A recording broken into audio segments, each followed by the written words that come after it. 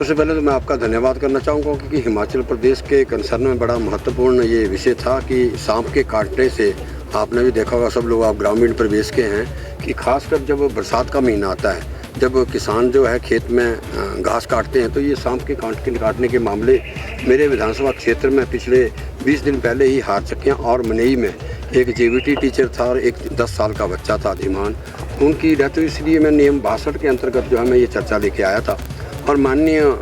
स्वास्थ्य मंत्री महोदय से मैंने ये विनम्र प्रार्थना की। सबसे पहले तो मैंने ये प्रार्थना की 62 के अंतर्गत कि इसको नोटिफाइड, यानी कि अभी तक सांप के काटने की कोई नोटिफाइड बीमारी नहीं है, वो नोटिफाइड किया जाए। दूसरा मैंने कहा कि जब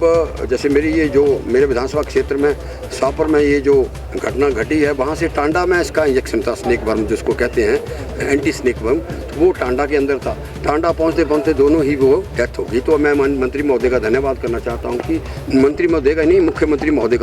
महोदय ने इसमें इंटरवीन किया। उन्होंने कहा PHC, CHC और सभी सिविल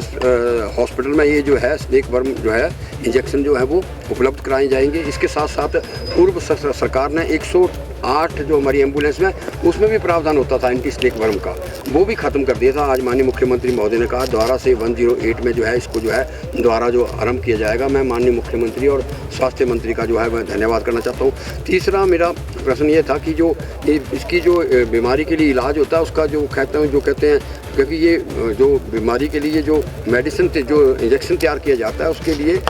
तमिलनाडु से ये इंजेक्शन आते हैं और तमिलनाडु की ज्योग्राफी और टोपोग्राफी और हिमाचल प्रदेश की टोपोग्राफी में फ़र्क है। तो हमने कहा कि एक स्नेक पार्क जिसको कहते हैं जिसमें ये इंजेक्शन तैयार किए जाते हैं वो जिला कांगड़ा के चिड़ियाघर में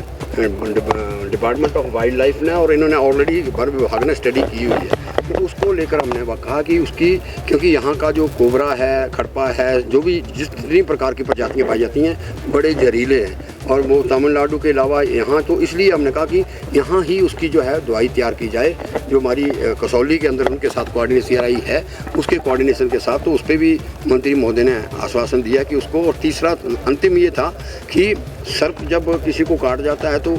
अगर, क्योंकि हमारे यहाँ देवी देवताओं का विश्वास है जो सच्चाई है, और मैंने सदन में भी कहा लोग देवी देवताओं के जाते हैं, इधर जाते हैं, कोई डाली बनवाता है, तो उस करते क्या कि जब वो हॉस्पिटल पहुंचता, क्योंकि डिस्ट्रिक्ट हॉस्पिटल में इसका जो है इंजेक्शन है, इंजेक्शन बड़ा, उसके इंजेक्शन के लिए बड़ा वो मैं कहता हूँ जिस तरीके से कहते हैं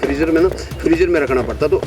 उसकी मौत हो जाती है। तो मैं मुख्यमंत्री और मंत्री महोदय का धन्यवाद करना चाहता हूँ कि उन्होंने रेवेन्यू मिनिस्टर की ड्यूटी लगाई कि रिलीफ मैनुअल में उसको 4 लाख रुपया नहीं मिलते थे। तो जो डॉक्टर की, उन्होंने कहा डॉक्टर की रिपोर्ट हो, फार्मासिस्ट की रिपोर्ट हो, उस रिपोर्ट को जो हमारा वहाँ का पटवारी सेक्रेटरी पंचायत का है वो रिपोर्ट करेगा, तो उसको भी हम आश्वासन दिया कि उसको भी एग्जामिन करेंगे, वो रिलीफ मैनुअल में उसको भी 4 लाख रुपया मिलना चाहिए। तो ये जो है नियम 62 के अंदर एक महत्वपूर्ण मैं चर्चा लाया। मैं वर्तमान मुख्यमंत्री का और आदरणीय स्वास्थ्य मंत्री जी का वह धन्यवाद करता हूँ।